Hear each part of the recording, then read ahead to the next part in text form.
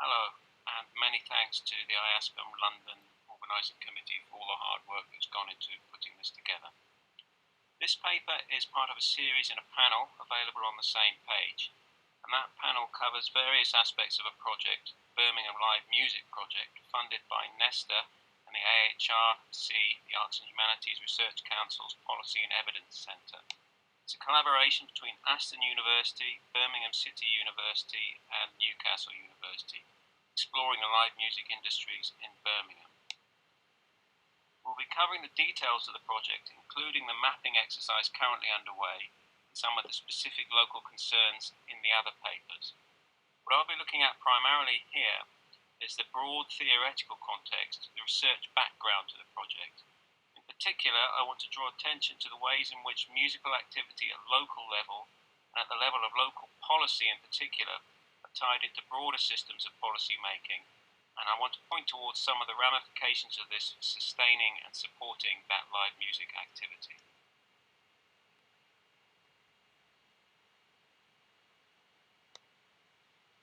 First of all, I'd like to outline the concept of the live music ecology. This draws on a long-standing programme of research, starting with a history of live music in Britain, from 1950 to 2009. It was conducted by Simon Frith, Mark McLuhan, Matt Brennan, and Emma Webster. This analogy, the ecology, was an attempt to get at the material as well as social conditions in which live music is produced, the interdependence across different types of venues in a given locality, from the back room of a pub to an arena. As such, it operates alongside the concept of a scene, but is somewhat distinct from it, whereas scenes, as Will Straw has noted, can be conceived of as cultural spaces in which a range of musical practices coexist, interacting with each other within a variety of processes of differentiation. The notion of an ecology aims to draw attention to the physical and infrastructural contexts of that cultural space. Crucially, for the purposes of this presentation, it also includes agents and stakeholders who are not primarily, or even necessarily at all, musical in their outlooks or actions.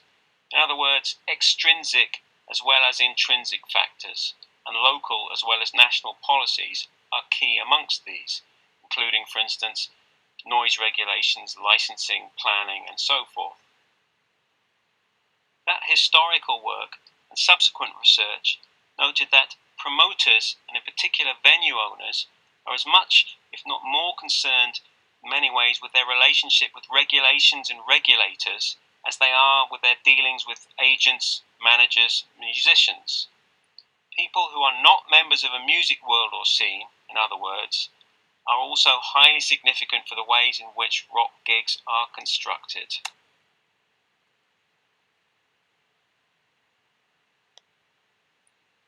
The salience of these relationships was reinforced in subsequent research into the cultural value of live music, firstly at a venue in Edinburgh, Queen's Hall, and latterly in case studies of different venue types across Glasgow, Leeds and Camden in London. And if many of the preoccupations of respondents in that research were localised, they also revealed cross-cutting concerns, like the effect of building development on local venues, the desirability of regulation that protected those venues in subsequent disputes over sound leakage, a right of first occupancy, as it was already referred to in Perth, Western Australia, or the agent of change principle, as it came to be known in emerging campaigns in the UK. More on this to follow. Meanwhile, nationally and internationally, momentum was growing behind the use of music as a means of regenerating and promoting cities, by local music sectors and local authorities alike. The Mastering of a Music City report, produced in Canada in 2015, and the emergence of the organisation Sound Diplomacy to assist local polities in this aim, evidenced the increasing traction of this trend. And Sound Diplomacy have, for instance, produced a Music City manual of their own last year, and music cities are also attracting increasing academic scrutiny. The cultural value research took place under the auspices of the Live Music Exchange, a knowledge exchange body that emerged from the initial live music history, and itself was illustrative of a longer-term shift in the research culture towards closer engagement with industry and policymakers as part of a turn towards research impact. Alongside this, and also as part of the work of Live Music Exchange, there was a growth in measuring live music at city level by academics and industry bodies alike. An early example of this was the Melbourne Live Music Census of 2012, the first such UK instance being the Edinburgh Live Music Census of 2015. Notably, this emerged out of public meetings that revealed concerns about a specific clause in local licensing requiring the inaudibility of amplified music in neighbouring premises. However, a range of other exercises took place as well, for instance in Austin, Adelaide and Bristol in the UK. These were often under the moniker of a census, although there were methodological variations. The first nationwide attempt at a live music census was conducted by the same team, the Live Music Exchange, as the Edinburgh exercise, and alongside industry partners like UK Music, Musicians Union and the Music Venues Trust in 2017. And while I won't go over the many findings of that project in this paper, I will note that the project did necessarily involve a focus on key case study cities, Glasgow, Newcastle and Oxford, and revealed both local character to musical ecologies, but crucially also resonances across them. One key methodological observation from working on both the city census, Edinburgh, and a national one is that a focus on a specific place can help to inculcate a sense of ownership of the project within a locality like a city, a vital component of driving participation in survey responses, for example. But outcomes and recommendations also demonstrate that local live music ecologies, if distinct, are far from hermetically sealed. This is obvious enough from the perspective of touring musicians who travel from city to town to city and across countries and continents. It's also clear in terms of networks of venues, especially perhaps under the banner of multinationals like Live Nation. But it applies to policy as well. Our current project in Birmingham was set up to consider some of the effects of policy making before the COVID-19 hammer came down. Obviously, COVID has shone a bright light onto the situation overall, not least in the role of the state, amidst the most wholesale reconfiguration of the state in Britain since the Second World War, in the short term at least. Chancellor Rishi Sunak's recent £1.57 billion package for the arts as a whole is a case in point. It's a large sum. Well, given the scale of the crisis, it might barely touch the sides when everything from opera through rock to panto and stand-up comedy is imperiled. In one way, this makes long-standing debates in cultural policy almost moot. John Street has outlined the tension between support for excellence on the one hand and for diversity, access and a plurality of voices on the other. But if the ship as a whole is sinking, then, to stretch the analogy somewhat, distinctions between first class and steerage carry less weight. Simultaneously, of course, limited resources mean that calls for specific support become even more acute, especially when those activities that had previously thrived in the market find the rug pulled out from under them. It warrants mention here that amongst the broader trends in UK cultural policy since the war, there's also a trend towards using the terms of the market to make the case for the arts, investment rather than subsidy. And also that this at least partly derived from local authorities like the Greater London Council, before its cancellation by the Thatcher government, to use a currently somewhat loaded term. These polities had deployed culture as a means of local regeneration to drive employment in the midst of funding disputes with Westminster, the central government. Strategy that itself became more centralised across the 1990s and 2000s by the new Labour government. Our current travails, then, have stress-tested cultural as well as economic policy to the maximum. There are no atheists in foxholes, goes the aphorism. Economist Robert Lucas, generally no fan of state intervention, conceded in 2008 that, "I guess everyone's a Keynesian in the foxhole." So it has proved, well beyond the cultural sector too. But if COVID-19 has illustrated the extreme extent of the relationship between local, regional and national policy, the Birmingham project's initial focus also shows how difficult they are to disentangle.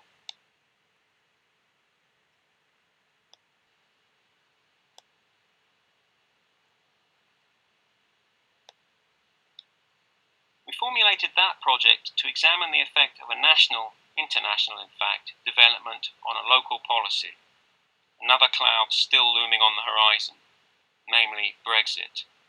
Patricia's paper outlines a couple of the specific factors in play here: supply chains, local employment for ancillary workers, as well as musicians and promoters, for instance. But these factors are manifold. Even beyond the problem faced by touring acts, the cultural pushback of perceptions that Britain is harder to visit could limit opportunities for local promoters and have knock-on effects more broadly within the ecology. This is obviously an example of a large-scale and wide-ranging policy impact. There are numerous others that demonstrate a similar point. I've already mentioned the agent of change principle in planning.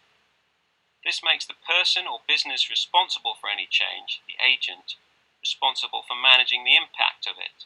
For instance, a developer building housing next to an existing venue will be responsible for ensuring that the dwellings have sufficient soundproofing. Conversely, a venue opening next to existing housing would be responsible for mitigating any sound leakage.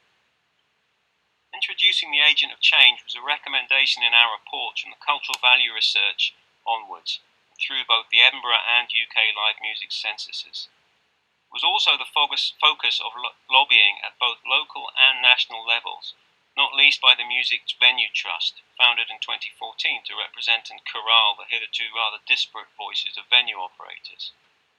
This rather lengthy process revealed the relationships and dependencies between local and national policy making.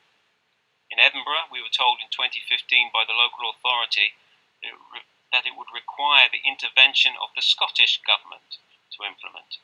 Conversely, the national campaign started to bear fruit when member of the Westminster Parliament, Kevin Brennan, introduced a bill to include the agent of change in the national planning policy framework. This would apply only, though, to England and Wales, so a separate process of negotiation had to take place to get it into the Scottish planning bill, which passed in 2019. As ever, devil resides in the detail. Much of the implementation would still fall to local authorities. Indeed, a report last year by the Select Committee that oversees the Department for Digital, Culture, Media and Sport noted, "We welcome the inclusion of agent of change principle in planning policy, as there is a legal obligation on local authorities to comply with it. However, robust and consistent implementation of the principle nationwide is crucial for it to be of meaningful benefit to live music venues." It also recommended, in the next legislative session, the government appoint a statutory consultative body to promote the protection of music venues, provide advice to local authorities on relevant planning applications, and monitor how agent of change is applied in practice around the country. In other words, complications abound in terms of getting onto the statute books and then managing them, legislation and regulations that apply locally and nationally. To give another example, there was some consternation deriving from the lack of joining the dots between national government at Holyrood and local government in Scotland.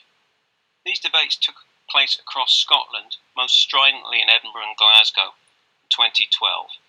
Changes as a result of the 2010 Criminal Justice Act Scotland, itself an amendment to a 1982 Act, came into force that removed the exemption for free events from public entertainment licences.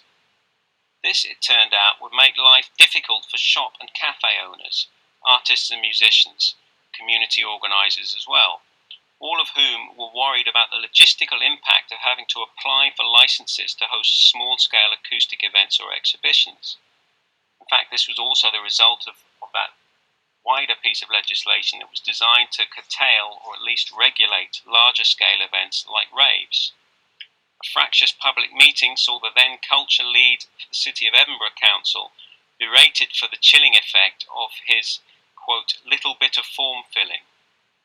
The council sought a more permanent solution to lift things like acoustic sets at a bookshop out of the licensing requirements. And in the end, this was a bit of a storm in a teacup. Local councils, after kicking it into the long grass, managed workarounds and exemptions in their specific policy wordings for small free events. The point is that this was effectively a grenade that landed in the lap of local councils who bore the brunt of local stakeholder concerns as a result of as an unforeseen result of legislative activity by the devolved Scottish Government at Holyrood. So this pertains to the relationship between local and national policy making, but there are also variations locally. Another example is the tourist tax. The City of Edinburgh Council, for instance, voted in favour of such a levy, called a transient visitor levy, following a consultation which saw 85% of respondents out of a total of 2,650 expressing strong support for it, compared to only 9%, mainly the hotels, expressing strong opposition. But to introduce that levy required, again, legislation at Scottish Government level. This passed in 2019, although the SNP government required the support of the Greens to get it through. The questions remained about how to implement it. Differences between localities, and indeed between research contexts, pertain here. A report on the local rural economy in Argyll and Bute was wholeheartedly in favour of such a levy to, quote, fund micro-enterprises in the creative rural economy or provide incentives for hoteliers and tour operators to improve the cultural offering in and around the communities of Argyll and Bute. Another report, one that I worked on, with a focus on Scotland overall rather than specific locality, was a little more circumspect. That noted regional variations and differences and different needs between, say, cities like Edinburgh and Glasgow, or towns, or rural areas. A report produced by PricewaterhouseCoopers for the European Commission also noted variation in demand, i.e. visitor numbers, in response to the price and taxes as a whole, and noted variance due to other factors such as the perceived uniqueness of a location in terms of landmarks and activities. But crucially, it observed that how a tourist tax is introduced and administered has important implications for how the sector responds to it.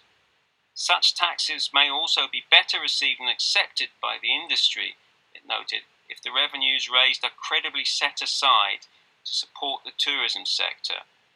So they supported hypothecation of the tax, and the Scotland-wide report that I worked on, rather than recommending a wholesale introduction of a tourist tax, suggested that local music boards should take soundings from a range of stakeholders across the music and service sectors, which of course intersect, but that where transient visitor levies are introduced, they should include an element of hypothecation to support cultural infrastructure rather than be sucked up into roads and bridges.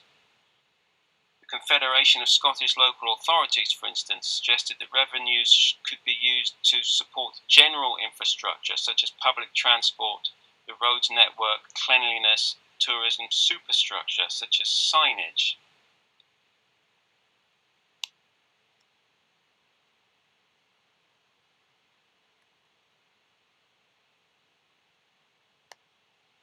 So, COVID-19 remains the overriding policy concern. And of course, Brexit may yet drive a coach and horses through recovery plans, legislative or otherwise. But what I hope to have shown here is that what applies at the level of the local music ecology can pertain nationally and internationally as well. Music businesses and cities and towns exist in an interdependent relationship with one another, and also with their broader regulatory contexts. The actors, like licensing officers, health inspectors, and local councillors, that shape and administer those. Similarly, though, local ecologies form part of a wider national ecology for music and much else. This applies across lobbying, legislating, and implementation. These are, of course, live issues. Part of the government's planned recovery programme from COVID-19 was Project Speed, and the goal, as the Prime Minister put it, was to build, build, build. Where this would leave the agent of change principle was obviously a concern. It took a written response from the Culture Minister this month to attempt to reassure the sector that plans, quote, will also recognise the value of retaining buildings such as grassroots music venues and theatres, rather than encouraging their change of use.